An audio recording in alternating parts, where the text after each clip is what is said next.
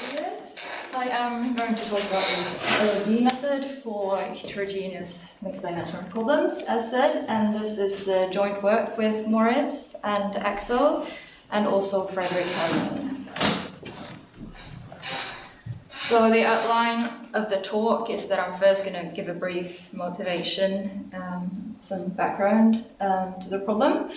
Then I'm going to go through the model problem and then a fitted finite element method that we did in the first project, and then our LOD method on this mixed dimensional problem. So, introduction. So, as you all know, these physical processes can be quite hard and computationally heavy to model, especially when there are thin structures like cracks, fractures, and reinforcements. So a prominent example of that is flow in fractured porous media. And those structures are three-dimensional, but they're so thin, so it's very expensive to resolve those structures. And what you then often do is that you model them as a lower dimensional interface embedded in a bulk domain. And that results then in a mixed dimensional PDE, where the bulk and interfaces are coupled loosely. So in the first project that I'm going to go through a little bit, not too much, is we proved well-posedness of problems with many interfaces, formulated a fitted finite element method for it, and showing a priori results. But then, of course, it can be further complicated by strong heterogeneous and oscillatory coefficients. So in media where the permeability varies a lot, you get these types of problems. And then for the second project, then we did this multi-scale LOD-based method that constructs problem-adapted bases to solve this a bit better. Okay, so on to the model problem. So I might add before that a lot of the applications are, of course, in 3D, and the theory is also for both the 2D and the 3D case, but all the visualizations will be in 2D. So we start off with a domain, omega, unit square in the numerical examples. We divide omega into like bulk parts and interface parts. So the bulk parts are denoted omega superscript 0, and the superscript is generally here the codimension of the subdomains. So the interfaces will be omega 1 and so on. And I like to start with a strong formulation because it's a little bit intuitive, I think. And this is just basically an elliptic problem posed on the bulk and the interfaces. So we also have a coupling term here. So with a big B1, we get more of a continuous case between the bulk and interfaces, and with like a low B1, we get a very, very discontinuous case. We have some homogeneous Dirichlet boundary conditions. We also have the requirement that the interfaces, like across different interface segments, it should be continuous. We have a Raban type coupling condition and a Kirchhoff type law as well. And we then formulate the weight formulation. We need the function spaces. So basically, it's just the H1 function spaces on the different subdomains. And we require also that for the interfaces, they should adhere to this that they should be continuous. And we get a like final space for this weak formulation and equip it with a norm. So basically, think of it as the H1 norm. And we get a weak formulation. And here I didn't write this, but V0 is then just the V space with homogeneous Dirichlet conditions. We have some requirements that A0, A1, and B1 should be bounded from below and from above by non-zero or like greater than zero constants. And the source term should be L2. So then we want to show well-posedness of this problem, right? So in order to get well-posedness, we need coercivity and boundedness of A, this bilinear form A. So the coercivity proof here is a little bit interesting, I think, because we have arbitrarily many interfaces. So we have a lot of disconnected subdomains that are not like connected to the outer boundary. So you can't use like a Poincaré or a Friedrichs inequality directly, but you have to go through an iterative argument that you you make a graph, a bipartite undirected graph, where you connect all the bulk subdomains to interface subdomains. And you choose some subdomain at the boundary, at the domain boundary that you can end with, and you start with something inside and you sort of go through them. You make a walk through this graph so that you reach all the elements and then you can reach the boundary. So we do get coercivity and we get boundedness as well, and since we then get them, we also get well-posedness through Lex-Milgram. So now I'm going to present a little bit about the fitted finite element method before moving on to the LOD part.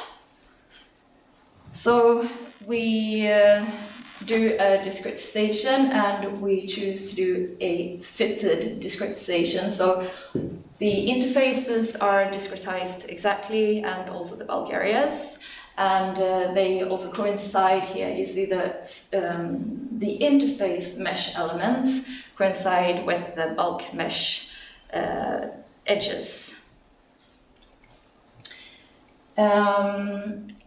So that's going to be T small h, because we're later also going to use a T big H or a capital H.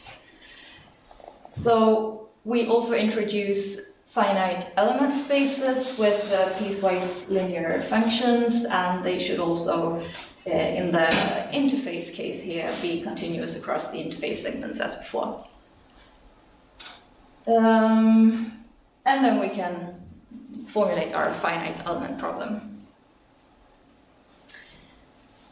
So for this, we have an a priori error estimate. So the error in the V norm here is bounded by, we have a dependency on H, and we also have a dependency here on the regularity of the solution. So if it is in H2 on the subdomains, we get this convergence. And we also proved a regularity result. So if all the subdomains are convex, then we have H2 regularity on all the subdomains. But if they're not convex, then we can only reach H3 half regularity on the bulk subdomains, but still H2 regularity on the interfaces. So based off of this, you would expect that if you have convex subdomains, your convergence would be like H, right? So onto the numerical experiments. We tried this for a domain here with convex subdomains and one for non-convex subdomains. Smooth coefficients with an exponentially, an exponential right-hand side, the source term. And we can see the solution here. Might be interesting to see what it can look like. Here is the convergence that we got from this. So these blue lines are or this blue line is the convex case, and we see that it does follow H as expected. And for the non-convex case, we get a little bit worse convergence here, but it's not quite as bad as square root of H, but it's worse than H. So now we want to show also that an LOD method can be applied to this interface problem. And this part is then based on, this is the project with Moritz and Axel. And with LOD, there are pre-asymptotic effects that you can see because of the localization.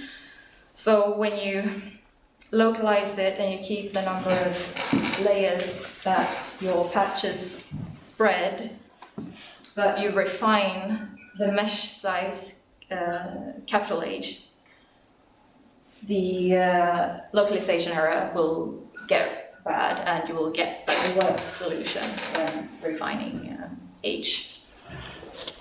So this is going to be based, the localization part here is based on work by Moritz, Alexei and Roland. And basically what you do is, well, first you derive like this prototypical method, and then you have to reformulate the prototypical method, and you show exponential decay of the basis functions, and when you have that, it's like you have justified to localize them as well. So you localize it. So the prototypical method here, we have some quantities of interest that we want to preserve, and that our fine scale space is going to be based on. So these are basically the mean values of the function. And also, I might add, because I didn't write it up there, but TH is a coarse mesh. So yeah, it doesn't like resolve the fine scale variation. As opposed to our fine mesh from before. The fine scale space then consists of all the functions where these quantities of interest are zero on the mesh elements. And our approximation space will be the A orthogonal complement to this fine scale space. And then we get the prototypical multi-scale method to find a solution that lies in this space, such that this holds for all our test functions. Okay, so the next problem is then to find a basis of the prototypical method. And solving this saddle point problem here gives us a basis, phi tilde tc. And here A is the bilinear form from before, and B is defined like this. So basically you can understand that it gives us a basis because this first equation here, if you plug in V lying in the fine scale space, this will become zero because it contains the quantities of interest. So basically you get that this part is zero, and that's the definition of our approximation space. From the second equation here, we get that these functions will have mean value 1 on the coarse measurement that it corresponds to, and 0 otherwise. So they're linearly independent, and thus you can understand that they actually constitute a basis. And now you can localize this directly, but that's the case when you end up with these pre-asymptotic effects, that the error gets worse as your coarse mesh gets finer if you keep the number of layers, the patch spread, constant. So we want to do something more. So first of all, we want to introduce a projection operator, like this. So A goes into the approximation space, and it preserves the quantities of interest. And we can then prove that, well, the prototypical method is well posed, and its solution is the projection of the actual solution. And if the regularity of f is s, then we can also get this error estimate here, that the error in the b-norm converges according to h to the power of 1 plus s. So it depends on the regularity of f.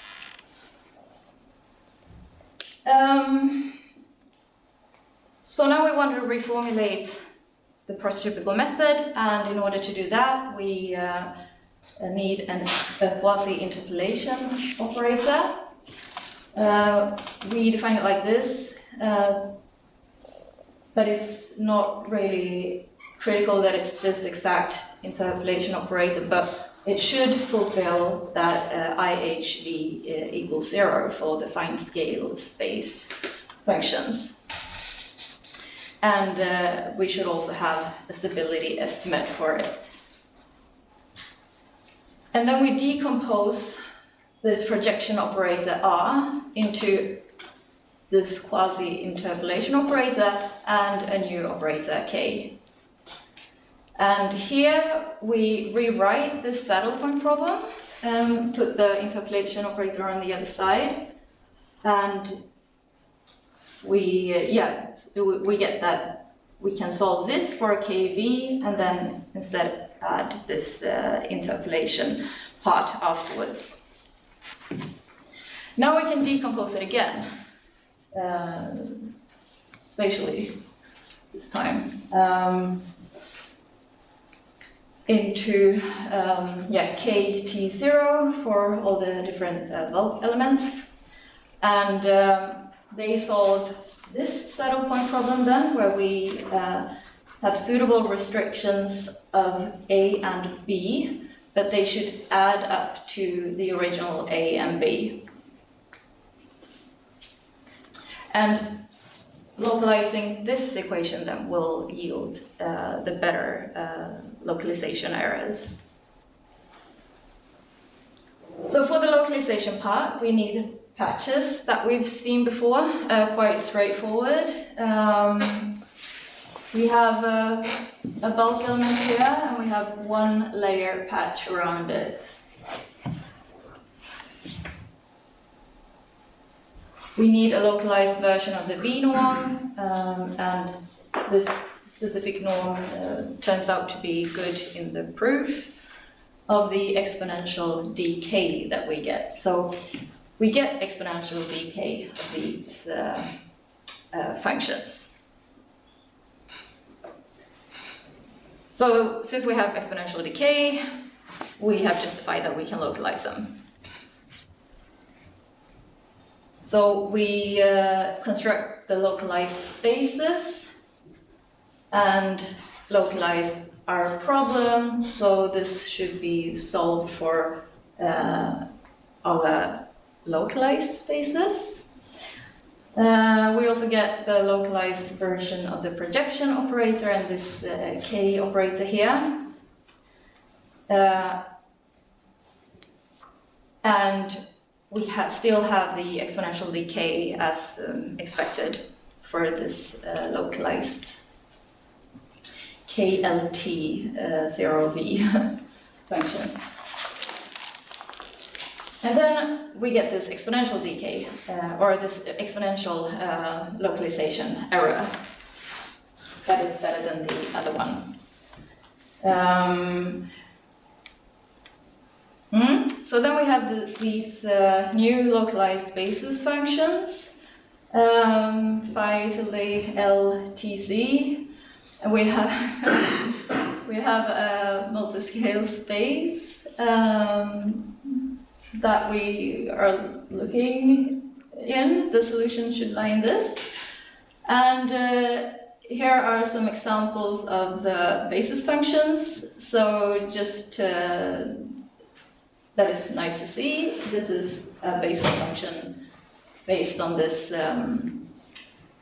bulk mesh element, spreading 4 layers in the patch. And here is one from the interface element. And you can maybe see that the interface is a little bit brighter there. So from this we get this LOD method. And putting together the errors from the prototypical method and the localization part, this is our final result for the error estimation. So it does depend on the regularity of f. So if f is in h1, we expect convergence as per h2, like the mesh size h here, and h1 if it's in h0. So on to the numerical experiments. We have a domain with a coarse mesh that is shown here. We have a fine mesh as well, which we see in this zoomed in part. And we will look at the convergence of our reference solution here, UH. It's the finite element solution on this very fine grid compared to our LOD solution. Yeah. So in the first numerical example, we have just smooth coefficients to see that everything is working as it should. And this is on the left here is the convergence that we obtained. So we see here we have H2 convergence in the beginning, which is expected because we have smooth right-hand side. But then the localization error takes over and we reach this plateau. Whereas here I just added the same thing but without the stabilized localization.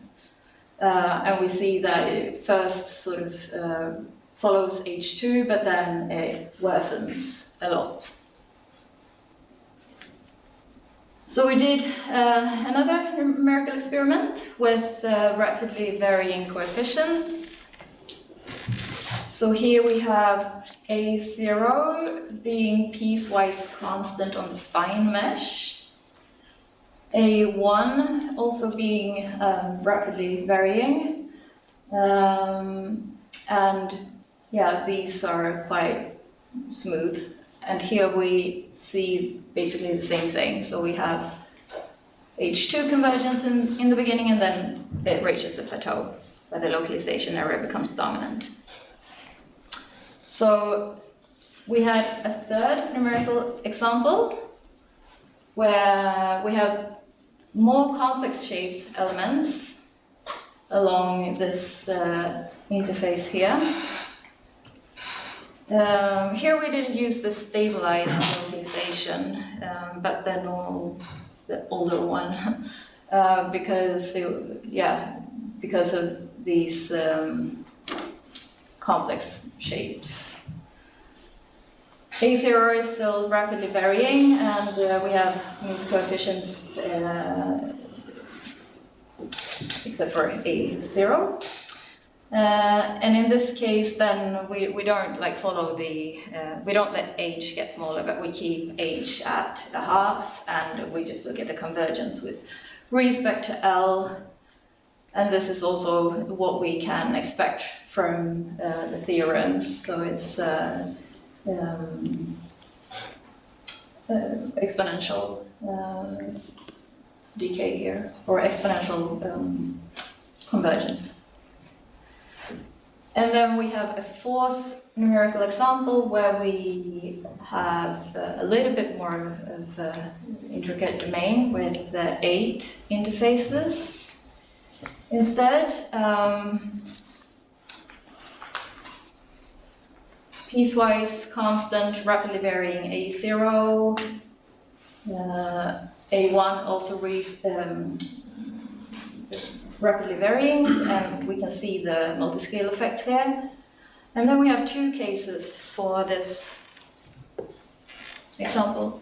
So we first have a smooth right-hand side, and then we have a rapidly varying right-hand side.